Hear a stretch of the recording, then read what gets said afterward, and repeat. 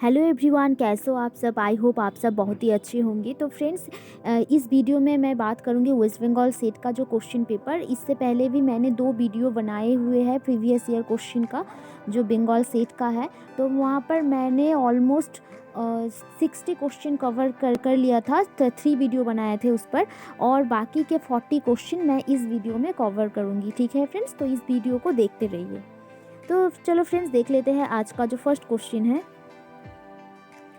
तो फ्रेंड्स देखो, इस क्वेश्चन में बताना है जो इंपीरियल रिकॉर्ड डिपार्टमेंट है IRD, ठीक है, IRD जो डिपार्टमेंट है वो सेटअप किया गया था कहाँ पर, और टाइम पीरियड भी बताना है। ऑप्शन देख लेते हैं। मद्रास इन 1900, कलकत्ता इन 1900, मद्रास इन 1891 एंड कलकत्ता इन 1891।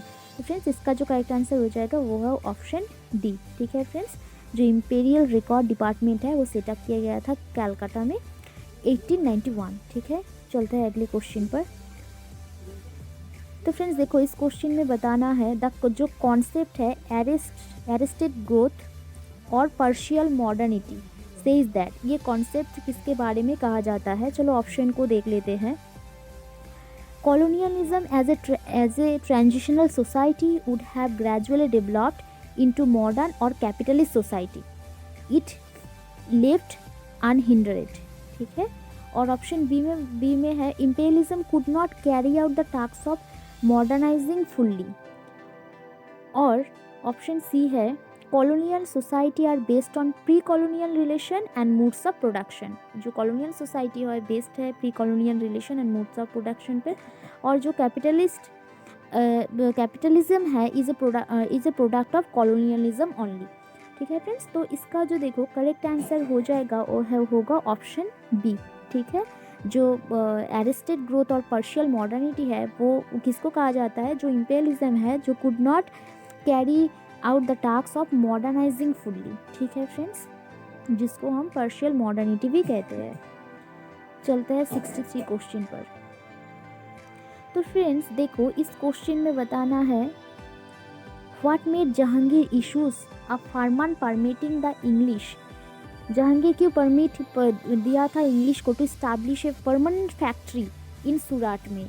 तो चलो ऑप्शन देख लेते हैं। Reconciliation between the English and the Portuguese, the defeat of Portuguese naval squadrons by the British, option C the secret offer of naval help to the Mughal empire to out the Portuguese, और the bribe to Noor Jahan. तो friends, इसका भी correct answer हो जाएगा option B, to defeat of Portuguese naval squadron by the British. ठीक है friends, 64 question को देख लेते हैं।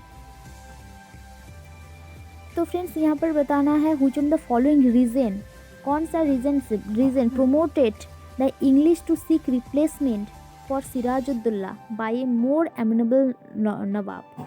तो चलो ऑप्शन देख लेते हैं। Sirajuddaula refusal to take back Mir Jafar as his Mir Bakhshi, option B देखते हैं। His affording shelter at his court to French fugitives driven out Chandannagar by the English on account on the outbreak of 7 years war in Europe, the failure of Nawab to punish the person responsible for the black hole episode। और friends, ये black hole episode भी ना बहुत ही important है। The failure of the Nawab to carry out the terms and condition of the treaty of Aligarh. Aligarh का treaty भी बहुत ही इंपॉर्टेंट है, इसको भी देख लेना। तो फ्रेंड्स चलो, इसका करेक्ट इस क्वेश्चन का करेक्ट आंसर देख सकते हैं। तो वो देख लेते हैं। इसका जो करेक्ट आंसर हो जाएगा वो है ऑप्शन बी। ठीक है, अब चलते हैं 65 नंबर क्वेश्चन पर। तो फ्रेंड्स देखो, इस 65 नंबर क्वेश्चन में बताना है which year did Clive, Lord Clive के बारे में यहाँ पर बात कर रहे हैं। Clive came back as governor of Bengal for the second time. तो सेकेंड टाइम क्लाइव कब, कौन सी ईयर में वापस आया था एज ए गवर्नर के रूप में। ऑप्शन देख लेता है। 1764, 1766, 1765, 1767। तो फ्रेंड्स, इसका करेक्ट आंसर हो जाए तो फ्रेंड्स, हम इसका फर्स्ट टाइम जब क्लाइव गवर्नर था उस टाइम पीरियड था 1757 से लेकर 60 तक। तो फ्रेंड्स, ये भी आप देख लेना उसके बाद उसको इंग्लैंड बुलाया गया और उसके बाद सेकेंड टाइम के लिए जो गवर्नमेंट जो गवर्नर बना वो था 1765। तो option C is the correct answer हो जाएगा। और फ्रेंड्स ये दूसरी बार जिसका टाइम पीरियड था 1765 से लेकर 1767 तक, 1765 से लेकर 67 तक था जब सेकेंड टाइम गवर्नर बन के बंगाल का जब आए। और फर्स्ट टाइम था, ये भी देख लेना, फर्स्ट टाइम क्योंकि सेकेंड टाइम पूछ लिया है, फर्स्ट टाइम भी पूछ सकता है, तो फर्स्ट टाइम था 1757 से लेकर 1760 तक। ठीक है फ्रेंड्स, चलते हैं अगले क्वेश्चन पर।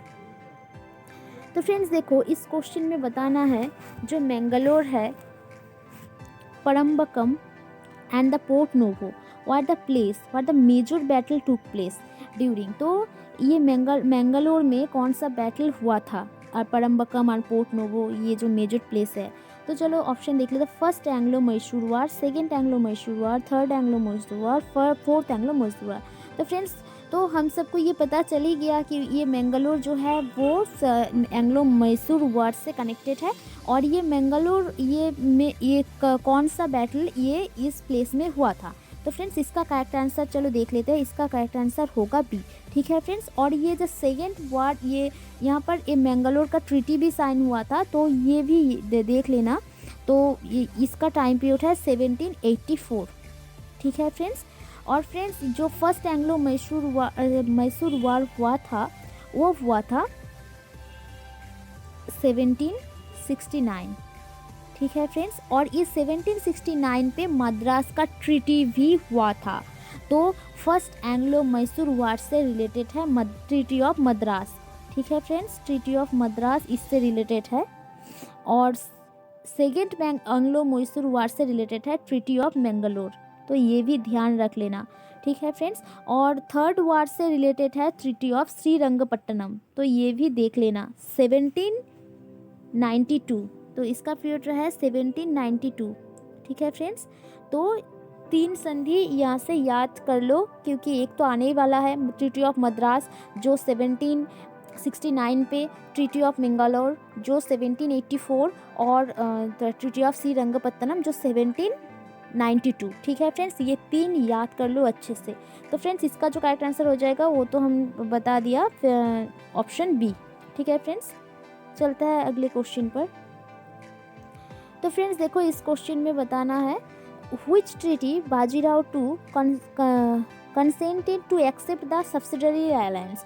कौन से इसमें बताना है कौन सा वो ट्रीटी था जिसके तहत बाजीराव द्वितीय ने सब्सिडरी अलायंस को ग्रहण किया था, एक्सेप्ट किया था। तो चलो देख लेते हैं। Treaty of Salbai, treaty of Kharda, treaty of Salsette and treaty of Bassein. तो फ्रेंड्स इसका करेक्ट आंसर हो जाएगा ट्रीटी ऑफ बेसिन। तो फ्रेंड्स ये ट्रीटी ऑफ बेसिन कब हुआ था ये भी जान लो, 1802 या कोई बुक में 1803 भी मिलता है। ठीक है फ्रेंड्स, चलते हैं अगले क्वेश्चन पर। तो फ्रेंड्स देखो, इस क्वेश्चन में बताना है to master stroke of Lord Wellesley in order to establish British paramountcy in India was. तो यहाँ पर बताना है लॉर्ड वेलेस्ली का जो पॉलिसी था उसके बारे में। चलो देख लेते हैं option. Doctrine of lapse, mediation, annexation of Indian state और सब्सिडरी अलायंस। तो फ्रेंड्स ये इसका तो आंसर आप सभी जानते हो, subsidiary alliance is the correct answer हो जाएगा, ऑप्शन डी। और फ्रेंड्स ये सब्सिडरी अलायंस कब लागू किया गया था, वो लागू किया गया था 1798 पर। कुछ बुक में 9 भी मिलता है, तो हम 1789 के ही मान के चलेंगे। और ये सब्सिडरी अलायंस ग्रहण करने वाला पहला जो राज्य था वो था हैदराबाद। और राजा जो हैदराबाद का जो राजा था जिसको निज़ाम कहते हैं, हैदराबाद का निज़ाम। ठीक है फ्रेंड्स, तो फ्रेंड्स देखो यहाँ पर अरेंज करने के लिए बोला है, तो देख लेते हैं। First Anglo Burma war, first Anglo Afghan war, first Anglo Maratha war and first Anglo Sikh war. तो फ्रेंड्स चलो देख लेते हैं। जो फर्स्ट एंग्लो बर्मा वार हुआ था वो हुआ था 1824। ठीक है, 24 से 26। फर्स्ट एंग्लो जो अफगान वार हुआ था, ये वार हुआ था 1839 से लेकर 42। ठीक है फ्रेंड्स, और फर्स्ट एंग्लो मराठा वार वो तो 1775। और जो फर्स्ट एंग्लो सिख वार हुआ था वो 1845-6। ठीक है फ्रेंड्स, तो चलो, तो ऑप्शन इसके अकॉर्डिंग ऑप्शन क्या हो जाएगा, होगा 3 आएगा पहले, उसके बाद आएगा 1, उसके बाद आएगा 2, उसके बाद आएगा 4। चलो ऑप्शन देख लेते हैं। तो फ्रेंड्स इसको भी ध्यान से याद कर लेना, कौन सा ईयर में कौन सा वर्ड हुआ था। 3124, 3124, 3124। तो फ्रेंड्स इसका करेक्ट आंसर हो जाएगा ऑप्शन सी। ठीक है friends, it is the correct answer. चलते हैं अगले क्वेश्चन पर। चलो फ्रेंड्स 71 क्वेश्चन को देख लेते हैं। इन व्हिच रेगुलेशन के द्वारा police power of the zamindari abrogate किया गया था। ऑप्शन देख लेते हैं। Regulating act 1773, regulation of 1791, Pitt's India act 1784 और फॉक्स इंडिया एक्ट 1783। तो फ्रेंड्स इसका करेक्ट आंसर हो जाएगा ऑप्शन 20, रेगुलेशन ऑफ 1791, जिसके तहत जो पुलिस पावर ऑफ द जमींदार था वो एब्रोगेट किया गया था। ठीक है फ्रेंड्स, चलते हैं अगले क्वेश्चन पर। तो फ्रेंड्स देखो, इस क्वेश्चन में बताना है जो दीवानी है अदालत एंड फौजदारी अदालत इन ईच डिस्ट्रिक्ट कब सेटअप किया गया था, ईयर बताना है। 1774, 1773, 1772, 1781। तो फ्रेंड्स इसका करेक्ट आंसर हो जाएगा ऑप्शन सी, 1772 में दीवानी अदालत एंड फौजदारी अदालत सेटअप किया गया था हर डिस्ट्रिक्ट में। चलते हैं अगले क्वेश्चन पर। तो फ्रेंड्स देखो, इस क्वेश्चन में बताना है कौन सी ईयर इन ईयर 1774 में असिस्ट किया गया था chief justice in the supreme court in Calcutta में। नंबर ऑफ अदर जजेस का बताना है। तो चलो देख लेते हैं 2, 4, 5, 3। तो फ्रेंड्स इस टाइम जो अदर नंबर ऑफ जज था उसका जो नंबर था वो था 3। ठीक है फ्रेंड्स, तो D is the correct answer हो जाएगा। और फ्रेंड्स फर्स्ट चीफ जस्टिस कौन थे सुप्रीम कोर्ट का, वो थे सर एलिजा इम्पे।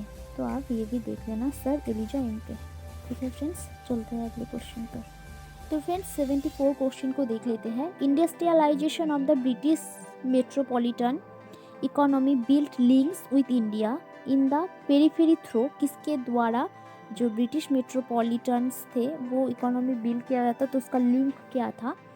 तो चलो ऑप्शन देख लेते हैं। Expansion of textile manufacture in India, expansion of plantation and peasant production backed up by imported capital and infrastructure. Option C export of cotton textile to India from Britain और expansion of indigo production.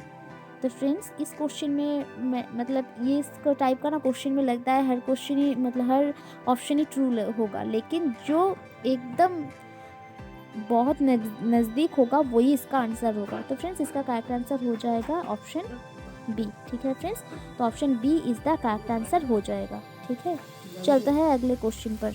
तो friends 75 question देख लेते हैं। What was the result of deindustrialisation in India, इसका result बताना है D industrialisation का। चलो फ्रेंड्स ऑप्शन देख लेते हैं। Foreign interference in Indian market, overcrowding in agriculture, administrative control over India and poor production in handicraft industry. तो friends इसका करेक्ट आंसर हो जाएगा जो डी इंडस्ट्रियलाइजेशन का रिजल्ट था वो उसका इफेक्ट देखा गया था ओवर क्राउडिंग इन एग्रीकल्चर। तो option B is the correct answer हो जाएगा। ठीक है फ्रेंड्स, चलते हैं अगले क्वेश्चन पर। तो फ्रेंड्स 76 क्वेश्चन में देखो, जो कॉमर्शियलाइजेशन ऑफ एग्रीकल्चर था lead to further growth of rural poverty because the peasant. जो कॉमर्शियलाइजेशन ऑफ एग्रीकल्चर था वो लीड किया था ग्रोथ ऑफ रूरल पॉवर्टी का, तो इसका कारण बताना था। ऑप्शन देख लेते हैं। Got unremunerative price for his production, was exploited by the merchant and the other middleman. Option C has to accept fixed price for this production, was left with no money to buy food grain during the famine and the other natural calamities. तो friends इसका correct answer हो जाएगा option B, the exploited by merchant and the other middleman. ठीक है friends, इसका correct answer हो जाएगा option B. चलते हैं 77 क्वेश्चन पर। तो फ्रेंड्स देखो 77 क्वेश्चन में क्या बताना है। Shifts in cropping patterns and expansion of cultivation in Indigo cotton and अफीम वाज कॉस्ड बाय, क्यों ये शिफ्ट किया गया था जो क्रॉपिंग पैटर्न्स था उससे, और जो एक्सपेंड किया गया था जो कल्टीवेशन ऑफ इंडिगो था, कॉटन था एंड अफीम था। तो चलो देख लेते हैं। Improvement end of transportation and demanded for agriculture production, high revenue demand, technological improvement in agriculture और इंक्रीजिंग ऑफ गवर्नमेंट सब्सिडीज। तो फ्रेंड्स इसका करेक्ट आंसर हो जाएगा option A. Option A, improvement हुआ था ट्रांसपोर्टेशन का एंड डिमांड भी high था फॉर एग्रीकल्चर प्रोडक्शन का, इसलिए shift in cropping patterns and expansion of cultivation में हो गया इंडिगो, कॉटन एंड अफीम। ठीक है फ्रेंड्स, चलता है 78 क्वेश्चन पर।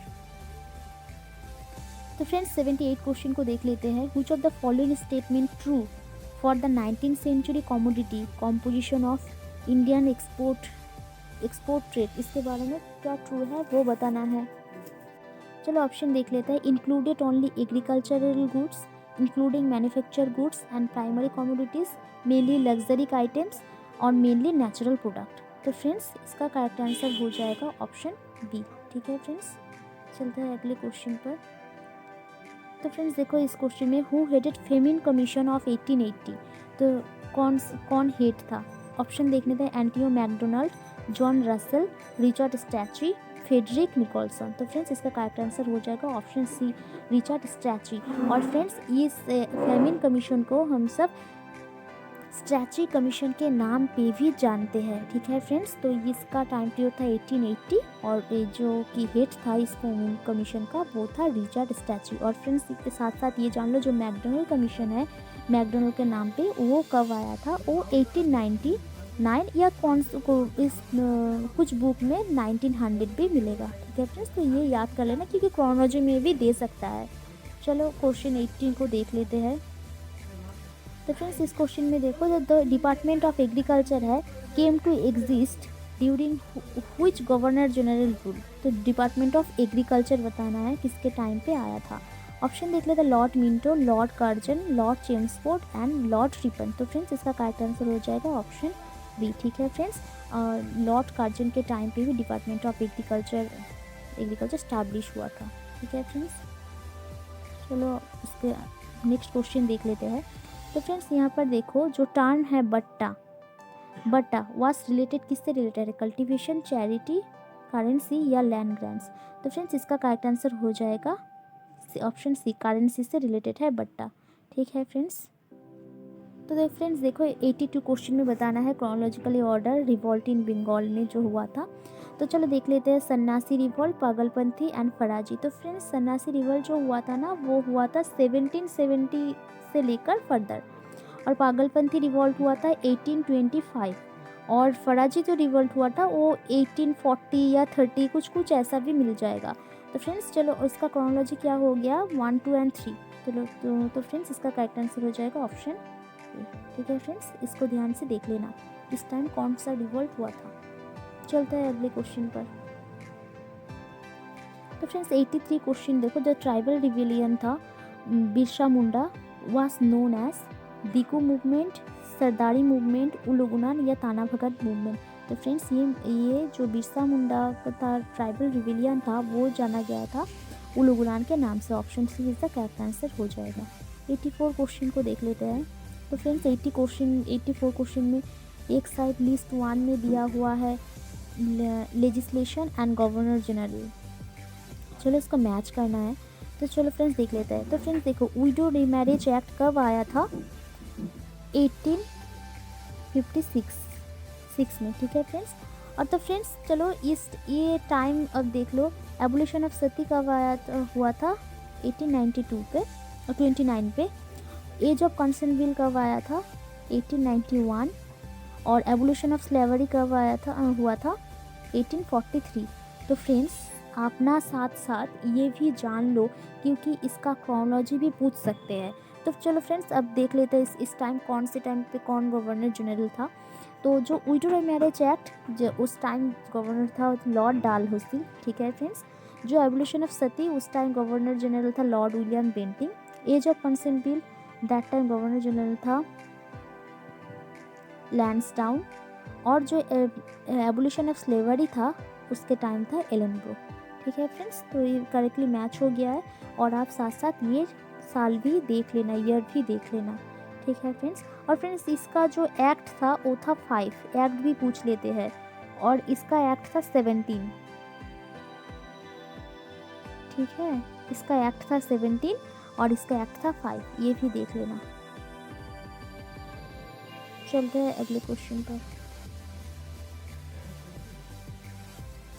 तो फ्रेंड्स इस क्वेश्चन में बताना जो ऑथर है सत्यार्थ प्रकाश किसने लिखी थी? स्वामी विवेकानंद, राजा राममोहन राय, स्वामी दयानंद एंड लाला हरदयाल। तो फ्रेंड्स इसका करेक्ट आंसर हो जाएगा ऑप्शन सी, सत्यार्थ प्रकाश लिखी थी स्वामी दयानंद ने।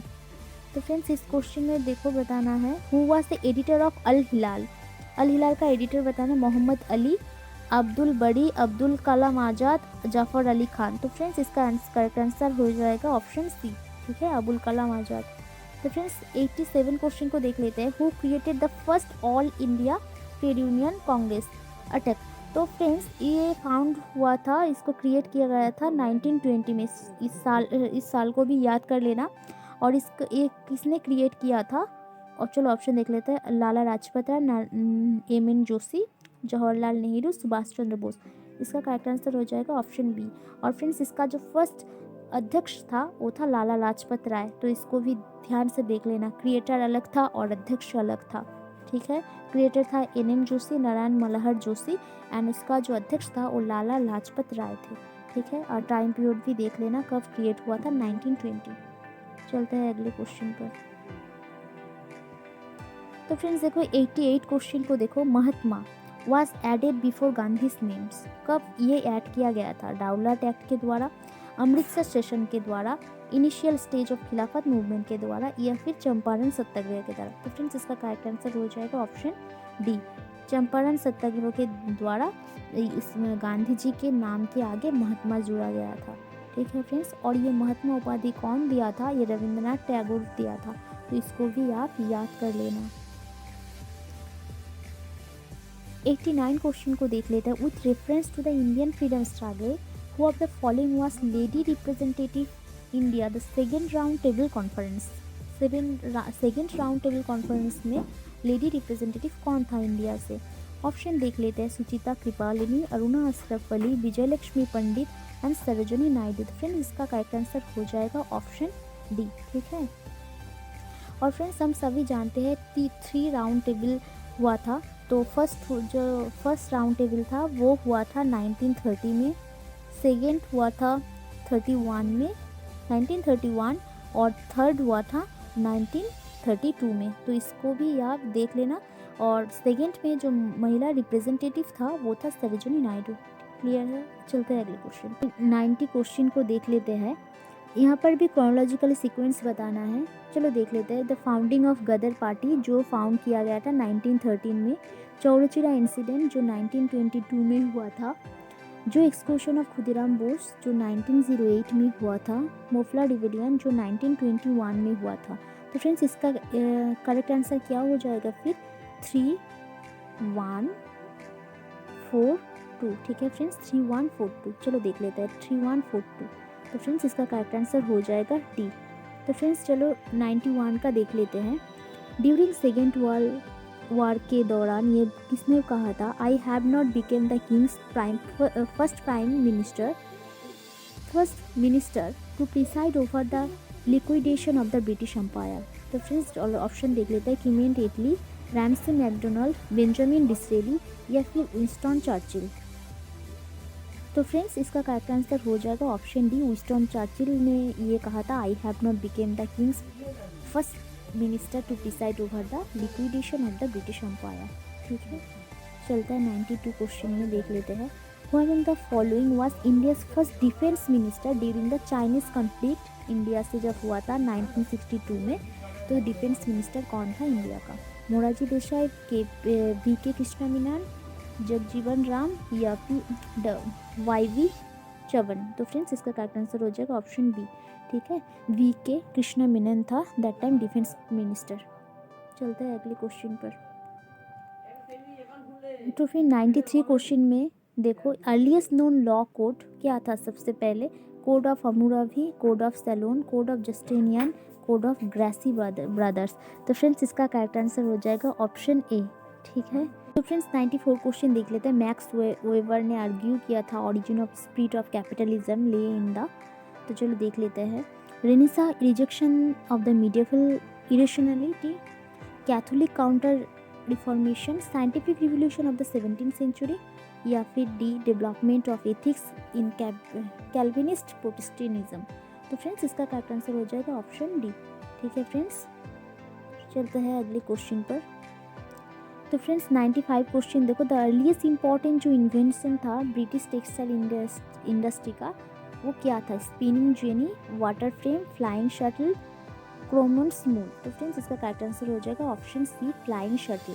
और फ्रेंड्स ये फ्लाइंग शटल कौन इन्वेंट किया था? जॉन के। ठीक है फ्रेंड्स, जॉन के, तो ये भी देख लेना। चलता है 96 में। तो फ्रेंड्स देखो, ये प्राइमरी सोर्स क्या है? एसेंशियली नैरेटिव है, compiled by professional historians, oral account है, eyewitness account written during the and immediately after the event, और अकाउंट है written without conscious of being historical text. तो फ्रेंड्स अब हम सभी जानते हैं जो प्राइमरी अकाउंट है, जो कि आई विटनेस हो गया, डायरेक्ट इंटरव्यू हो गया। ठीक है फ्रेंड्स, तो इसका अकॉर्डिंग सी आंसर हो जाएगा। चलता है 97 क्वेश्चन। फ्रेंड्स 97 क्वेश्चन देखो। द फ्रेंच में न्यू हिस्ट्री स्पेशल इम्फेसाइज किसको ऊपर स्पेशल इम्फेसाइज दिया गया है? चलो, marginal class, philosophical concept, world system analysis, production technology. तो फ्रेंड्स इसका करेक्ट आंसर हो जाएगा option c, world system analysis, जो फ्रेंच का न्यू हिस्ट्री का जो थॉट है वो। 98 क्वेश्चन को देख लेते हैं। Who among the following declared that postmodernist ideas were means to historical study? तो इसका ये किसने डिक्लेयर किया था? Arthur Marwick, Holden Forward, H.E. Burns and Richard J Evers. तो फ्रेंड्स ये जो बोला था, डिक्लेयर किया था, वो था आर्थर मार्विक। ठीक है फ्रेंड्स, डिक्लेयर किया था जब जो पोस्ट मॉडर्निस्ट जो आइडियाज़ है वो मीनार्स है टू हिस्टोरिकल स्टडी। ठीक है फ्रेंड्स, तो 99 क्वेश्चन को देख लेते हैं। ये स्टेटमेंट दिया है, sovereignty lies with people and law and should be express of the general will refers to the. तो फ्रेंड्स ये पर एक की वर्ड है जनरल विल, इसके एक की वर्ड से भी आप इसका आंसर इजीली निकाल सकते हो। चलो देख लेते हैं। Divine right theory, social contract theory, utilitarian theory, nationalist theory. तो फ्रेंड्स इसका करेक्ट आंसर हो जाएगा option b, social contract theory, जो रूसो ने दी थी। ठीक है फ्रेंड्स, चलते हैं आज का जो लास्ट क्वेश्चन है वो देख लेते हैं। इन बायोग्राफिकल जो रेफरेंस है, which of the following should be underlined और प्रिंटिंग पुट इन इटलिक्स फॉर्म। जो बिब्लियोग्राफिकल रेफरेंस हम देते हैं तो वो क्या है? नेम ऑफ द ऑथर है, टाइटल ऑफ द बुक है, नेम ऑफ द पब्लिशर है, और प्लेस ऑफ पब्लिकेशन है। तो फ्रेंड्स जो बिब्लियोग्राफी में हम रेफरेंस देते हैं वो क्या है? वो जिसको अंडरलाइन करते हैं वो है title of the book. B is the correct answer हो जाएगा। ठीक है फ्रेंड्स, और फ्रेंड्स हम सभी जानते हैं जो रेफरेंस के स्टाइल है वो हो गया MLA, बहुत सारा है, APA। ठीक है, और फ्रेंड्स जो हो गया शिकागो हो गया, और बहुत सारा है, तो आप ये देख लेना। और इसका जो करेक्ट आंसर हो जाएगा वो है ऑप्शन बी।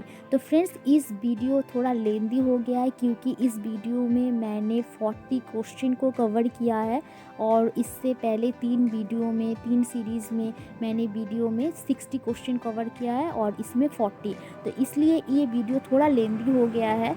तो ठीक है फ्रेंड्स, तो फ्रेंड्स आज हमने ये 2018 का जो सेट का PYQ कंप्लीट कर लिया है। ठीक है फ्रेंड्स, तो जिन्होंने भी पहले का वीडियो नहीं देखा है वो पहले का वीडियो देख लीजिएगा। और फ्रेंड्स इस वीडियो के बाद जो आएगा वो नेक्स्ट 17 या 15 16 जो कोई भी प्रीवियस ईयर का क्वेश्चन वीडियो मैं बना दूँगी। ठीक है फ्रेंड्स, तो फ्रेंड्स इस वीडियो को कैसा लगा बताना, और जिन्होंने भी इस चैनल को सब्सक्राइब नहीं किया है तो चैनल को सब्सक्राइब कर लेना। And thank you so much for watching this video.